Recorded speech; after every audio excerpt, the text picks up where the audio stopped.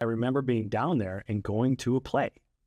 And there's these little playhouses, little independent theaters. I think there was 3 of them near Jacksonville, Florida. And they do these plays for all these little blue hair theater, we called it. And I was like, you know what I'm going to do? I'm going to go down there and I'm going to start doing plays. Free place to live. Well, it wasn't free for very long. She gave me 3 months. And then I had to start paying rent, which was a bummer. But I was like, okay, I'm going to go down here. I'm going to just do plays. Nobody knows I'm that, that kid from wherever who knows nothing, clean slate.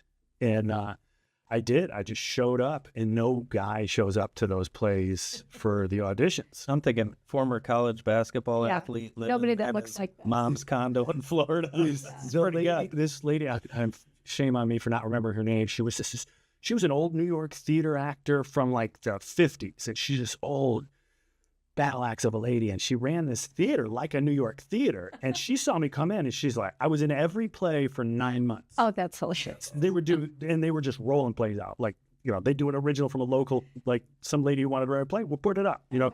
I was in everything. She must have been one of the main people that gave you confidence then. Totally. Yeah. And she made me take classes. She told me, she's like, okay, and she gave me the first hints of any training that I would, like, oh, wait, you can't just stand there and be cool. Be yourself. Yeah. I don't know. There's a method to this madness. And she was hardcore about all of it and very passionate. And like I said, I was the only guy who walked in, and and of age, right? It's like, so I was in every single play, and I fell in love with it. I got very confident very quickly, as you do when you're young. And I was like, okay, I'm sticking with this. And then all of a sudden a movie came to town. I mean, you know how things happen. Yeah. Right? It's like, there's a movie called Tigerland, Vietnam War movie, directed by Joel Schumacher.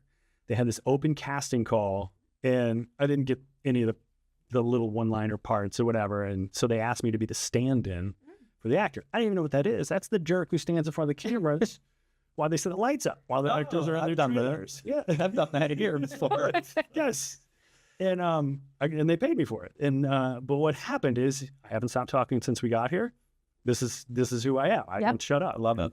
Talking to strangers, and you get to know Joel Schumacher, right? You get to know Glenn Trotner, who's the first AD, and then the producers that roll through, and then the stars. And the star happened to be this kid, Colin Farrell, who went on to do a couple of things. So I get really close proximity with everybody, become a bit of a social coordinator for them while they're in Florida. Nice. We had a good time. And was Colin smoking cigarettes back then? with the whole